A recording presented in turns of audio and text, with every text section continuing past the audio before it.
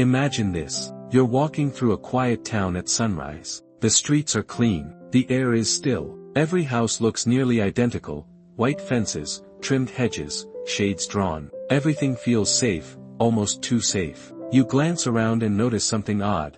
No one is outside. Not a single person. Not a jogger, not a dog walker, not a child riding a bike. It's as if the town has collectively decided to retreat from the day before it even begins. Then you see someone. They're sitting on a bench, head down, breathing slowly. You approach, curious. As you near, you realize, they're not resting. They're whispering something under their breath, over and over, like a prayer. Don't rock the boat. Stay quiet. Be nice. Blend in. Don't feel too much. Don't try too hard. Don't risk. Don't rise. You freeze. You look around again, and suddenly, it clicks. The silence wasn't peaceful. It was engineered. The uniformity wasn't order. It was suppression. These weren't homes. They were soft prisons with invisible walls built from fear, comfort, and compliance. And the most disturbing part?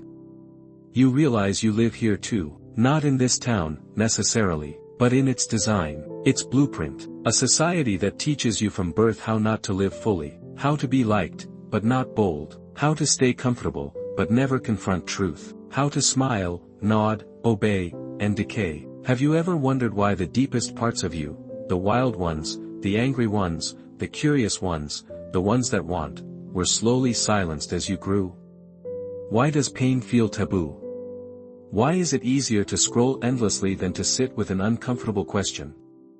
Why do you flinch at your own ambition, doubt your instincts, or swallow your truth in a conversation that matters? You weren't born afraid. You weren't born compliant. You weren't born into mediocrity. That was trained into you, layer by layer, praise by praise, rule by rule. Society didn't come to your door with shackles. It offered soft pillows instead. It gave you participation trophies and told you that trying was enough. It said, don't worry if you're not exceptional, just be happy. But happiness, in this context, meant sedation, not joy. It meant, don't question too much, don't suffer too deeply, and above all, don't grow in ways we can't control. You were taught to avoid pain instead of face it. You were taught to seek validation, not truth. You were taught that safety was a virtue, that rebellion was immaturity, and that comfort was the same as peace. But what if comfort is the cage?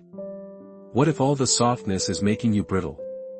Look around at the culture. Everywhere, there's talk of self-care, mental wellness, safe spaces, and yes, those have value. But what happens when comfort becomes chronic? When every discomfort is labeled toxic? When the path of least resistance becomes the only road anyone walks? Strength is no longer expected. It's exotic, almost offensive. We have more access to knowledge, opportunity, and freedom than any civilization in history. Yet people are more anxious, medicated, passive, and fragmented than ever. A generation raised to love themselves is drowning in self-doubt. A culture that preaches, follow your dreams, has built a maze of distractions to keep you from doing exactly that. What if you're not weak by nature, but by design? What if the systems you trust, the schools, the entertainment, the media, even well-meaning friends and family, are subtly training you to stay small, stay soft, and stay predictable? And what if every time you feel that ache, that restlessness, that urge to do something braver or louder or riskier, it's not anxiety or dysfunction, it's your real self knocking from the inside? We praise fragility now as sensitivity. We confuse vulnerability with helplessness. We label discomfort as trauma. But what if those labels are the tools of control? What if your pain isn't something to be treated, but a signal to break free? You were never meant to be tame. You were meant to become. But instead of evolution, you were handed sedation. Instead of resilience, reassurance. Instead of challenge, convenience. So here's the question that hangs over everything, like smoke over the quiet town. What if everything that made you normal is the very thing that's making you weak? Not weak in the gym, not weak in your resume, weak in the soul, weak in conviction, weak in the will to live fully. And if that's true, if society has indeed trained you to be weak, then why? Who benefits from a population that never questions? Who profits from your sedation? And more importantly, what lies buried underneath the version of you that obeyed all the rules? What would happen if you stopped? What would happen if you unlearned? That's where we go next. But first, sit with this. You were never meant to be a product of your culture. You were meant to be a fire that challenges it. It starts before you know who you are, before you even have the words to ask, what am I becoming? There's a quiet conditioning, layered in lullabies, cartoons, polite corrections, gold stars. Sit still, use your inside voice, don't be rude, wait your turn, be nice. But what happens to a child's spirit when raw emotion is labeled too much? When anger is shushed instead of understood? When curiosity is treated as a disruption? When wildness is tamed, not guided? Carl Jung warned us long ago, the greatest burden a child must bear is the unlived life of the parents. And society, like a weary parent, passes its unlived life to you, its fears, its unhealed traumas, its desperate need for control. So instead of raising individuals, society raises instruments of stability, the unspoken goal.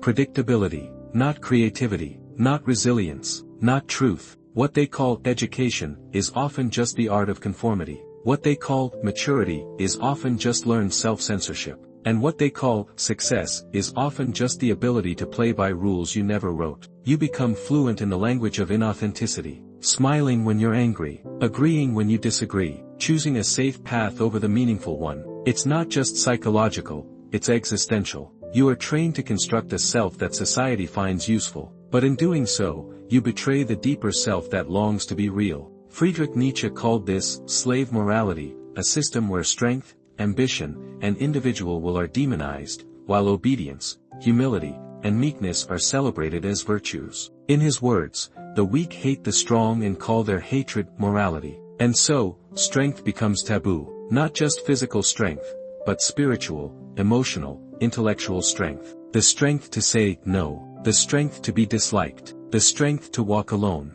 Viktor Frankl, who survived the Holocaust, saw the truth from the darkest place imaginable. He wrote, "When a person can't find a deep sense of meaning, they distract themselves with pleasure. Now look around. Pleasure is everywhere, meaning starved." This is no accident. Society didn't stumble into this numbness, it engineered it. Because people who suffer for something real become dangerous. They change things, they revolt, they write books, lead movements, break systems. They stop buying what they don't need, they stop obeying what they don't believe in. So the system whispers, avoid suffering, and it seduces you with comfort, instant gratification, easy entertainment, quick validation. But here's the ancient truth, the avoidance of suffering is the gateway to weakness. Arthur Schopenhauer wrote, "Suffering is the substance of life and the root of all consciousness. To banish it is to banish life itself." Yet your entire culture is built on that banishment. You weren't taught to face pain, you were taught to anesthetize it. Feel lonely? Open an app. Feel confused? Google it. Feel ashamed?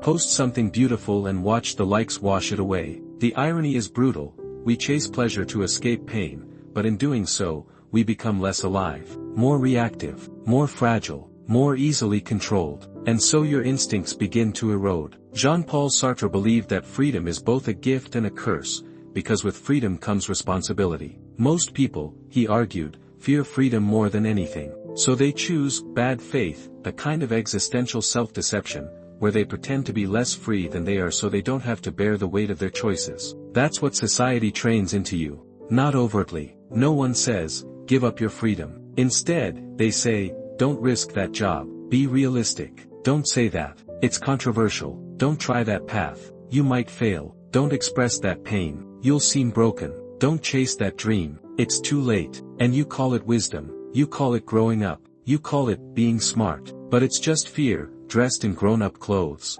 Now here's the deeper twist, the philosophical poison beneath the surface. The system doesn't need to punish you for rebelling. It only needs to convince you that rebelling is foolish. Because once your will is broken by doubt, shame, and false comfort, you become your own jailer. You silence yourself. You shrink your own dreams. You choose the cage before anyone has to lock it. It's psychological self-domestication. The philosopher Aldous Huxley once imagined a future not of tyranny through pain, but tyranny through pleasure, where people would love their oppression because it was packaged as entertainment, convenience, and ease. You are living that future. And the result? We are generations deep into the cultivation of fragility, not because people are lazy, but because their fire has been methodically replaced with foam padding. their hunger replaced with hollow satisfaction, their individuality replaced with market-tested identities. And still, the soul remembers. It doesn't matter how much you conform, there is something inside you that aches when you betray your truth. You feel it when you say yes and mean no. You feel it when you stay silent just to avoid rocking the boat. You feel it when you lie in bed, scrolling endlessly, hoping to distract yourself from the voice that keeps whispering, "This isn't it. There's more. You were meant for more." But the more you ignore it, the quieter it becomes. Until one day, you don't hear it at all. That is the final stage of the training. Not to resist your strength, but to forget you ever had it. To become what the world wants, and not even miss who you were. But what if you could remember? What if, beneath all the layers of training, obedience, and sedation, you could awaken the part of you that never gave in? The part that knows how to suffer well, love fiercely, speak boldly, and live without permission. That part is still alive. You just haven't met it in a while, but you will, because now, the silence is cracking, and in that crack, something wild begins to stir. You wake up, and something feels off. Not wrong, just dull, like the world lost its edge. You scroll, you sip, you check your calendar, you answer, you reply, you nod, you move through the hours like you're acting in a play, mouthing the lines of a script you didn't write. No alarm bells go off, no crisis, no tragedy, just a slow erosion of aliveness. That's the trap. Society doesn't destroy you with brutality, it does it with numbness. You weren't taught how to suffer, so now you can't tell the difference between discomfort that breaks you and discomfort that grows you. You weren't taught how to think, only how to repeat, so now real thought feels like a threat instead of a thrill. You weren't taught how to be still, so silence now feels like suffocation. And when you can't sit with yourself, you seek noise, constant noise, endless scrolling, talking, consuming, reacting, anything to distract from the growing realization that something's deeply missing. This is the unseen consequence, a life of quiet despair in a world that tells you everything's fine. But the truth? Everything is not fine. We are drowning in anxiety, yet no one asks why the water keeps rising. We are buried in noise, yet more isolated than ever. We are told to express ourselves, yet nothing we say seems to matter. We have access to more than ever, and yet we are starving, for meaning, for connection, for depth. Why?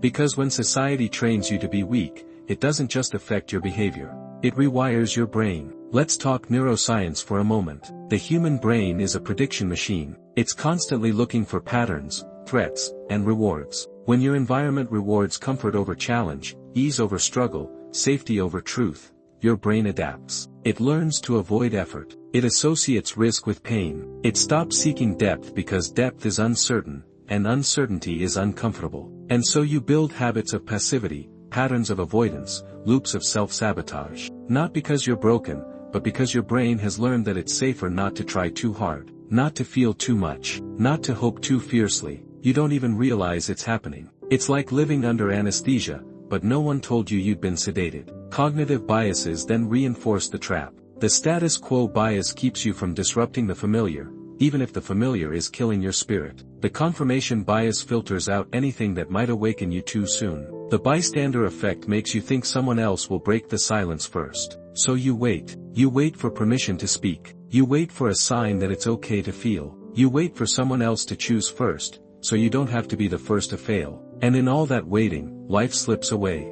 Here's the haunting part. You still go through the motions. You still succeed, perform, play the part. You still look okay. That's how the system protects itself from detection. It doesn't need to chain you to the floor. It just needs to chain you to approval. You laugh at the idea of mind control, but what else would you call it when a person loses their ability to trust their own instincts, when their every decision is shaped by fear of judgment, rejection, or not fitting into the invisible mold? This is psychological warfare dressed as civility. You're allowed to have a voice, but only if it's palatable. You're allowed to feel pain, but only if it's relatable. You're allowed to be different, but only within pre-approved boundaries. Break those rules, and watch how quickly the world turns cold. That's when you realize, be yourself was always conditional. Speak your truth was always filtered. Love who you are was always code for, don't make us uncomfortable. And yet, something in you resists. Even now, after all the programming, all the distractions, all the sedatives, something stirs beneath the surface. A memory, maybe. A flash of clarity. A voice you haven't heard in a long time. The voice that once asked why not me? The voice that wanted to climb trees, build empires, love recklessly, create art, scream truth, feel everything. Where did it go? It didn't vanish. It was buried under expectations, buried under social norms, buried under the illusion that peace means silence. But real peace isn't the absence of conflict, it's the presence of courage. And courage has a cost. That's the part no one tells you, because the truth is, breaking free from weakness doesn't feel like liberation at first. It feels like pain, like being flayed alive, like waking from a deep sleep to find your limbs numb and your vision blurry, like realizing your whole life has been a set of secondhand beliefs, and now, you're standing at the edge of a cliff, unsure if there's ground on the other side. And yet, it's the only way forward, because the alternative is this: a life half-lived, a self half-expressed, a soul half-awake. The unseen consequence of societal weakness training isn't just passivity, it's the slow death of the authentic self, the you that screams in dreams, the you that cries when no one's watching, the you that yearns for something real, even if it costs everything. That you has been waiting.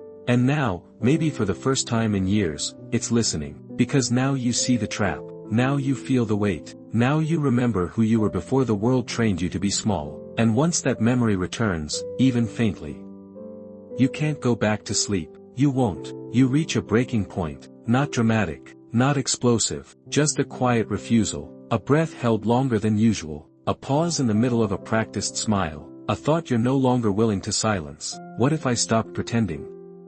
That's where rebellion begins, not with riots, not with slogans, not with fire, but with a thought so honest it burns. You don't need to flip tables or vanish into the wilderness, though some do. The real revolution begins when you stop lying to yourself, because once you taste truth, even bitter truth, the sweetness of comfort becomes sickening. Here's the paradox they never told you: strength doesn't come from constant invincibility, it comes from choosing discomfort when safety is available. It comes from walking into fire on purpose, because you refuse to live cold. The rebellion is internal first. It starts when you stop outsourcing your mind, stop asking the algorithm what to believe. Stop waiting for your feed to tell you what matters. Stop worshipping opinions as if they're anchors. Friedrich Nietzsche once said, "He who has a why to live can bear almost any how." But you were never trained to find your why, you were trained to follow someone else's. A career path, a degree, a relationship, a label. Your life became a checklist, not a quest. The rebellion is reclaiming your quest. And no, it won't be clean. It won't be Instagrammable. It won't come with a 5-step guide. It starts messily, with loss of certainty, loss of approval, loss of identity. But in that void, something rare is born, the self, unapologized for, unfiltered, unowned. You begin by doing the things society taught you to avoid. You suffer consciously. You sit in silence and let the grief surface, the regret, the rage, the longing, not to wallow, but to witness. You train yourself not to flinch when the mirror gets sharp. Because if you can learn to suffer well, you become unstoppable. Pain no longer controls you, fear no longer silences you. You stop avoiding life's edge, and you start walking it. This is where you unlearn. You unlearn politeness that cost your truth. You unlearn obedience that cost your freedom. You unlearn shame that wasn't even yours to carry. And in that unlearning, you remember the wildness, the hunger, the creative madness that once made you believe anything was possible. It still lives in you. It never died. It just got quiet while you were trying to fit in.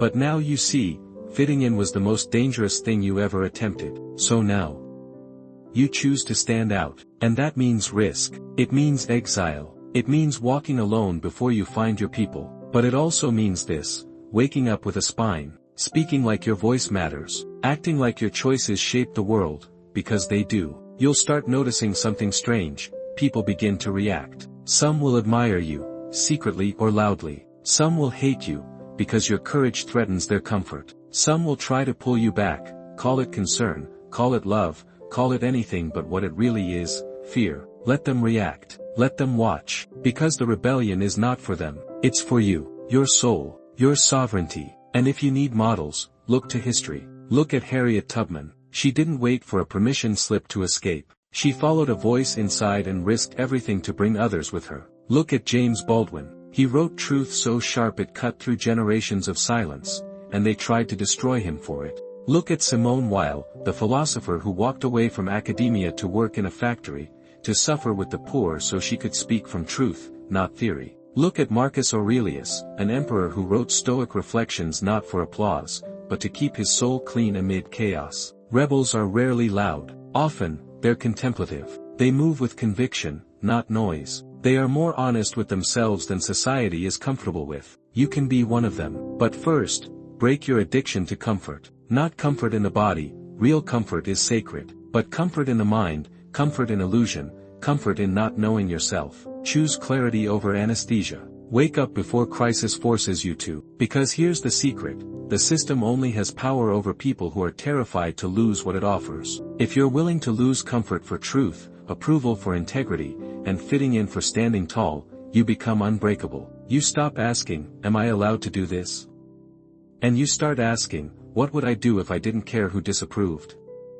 You begin to lead your own life, not manage it. You become the kind of person who makes decisions with both hands on the wheel, even if the road is brutal. And yes, you'll stumble. You'll question yourself. You'll want to run back to the warm lie, but you won't. Because once you've tasted truth, real, raw, soul-ripping truth, delusion becomes unbearable. And here's the wildest part. In this rebellion, you don't just free yourself. You become a mirror. Others see you, and something in them wakes up too. Not because you're trying to save them, but because you are proof that it's possible to live real in a world built on masks. And that's what this rebellion is, at its core. Not a war against the system. A war against forgetting. A war against becoming someone you're not just because it's safer. This is about remembering yourself into wholeness. One truth at a time. One no at a time. One step into discomfort at a time. Until one day, you look in the mirror, and instead of seeing a stranger who kept choosing fear, you see a rebel who chose truth.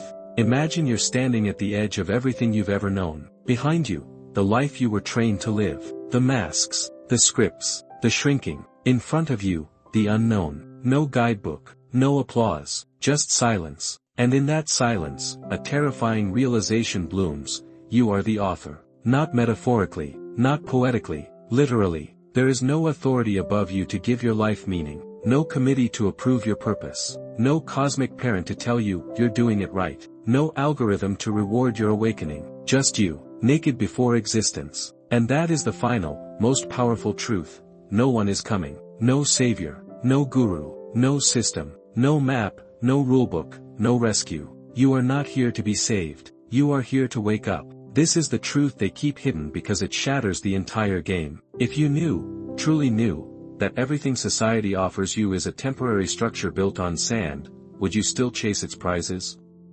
If you knew the trophies were plastic, would you still spend decades competing? If you knew every single system, educational, political, economic, spiritual, was designed to keep you asking for permission, would you still raise your hand before speaking?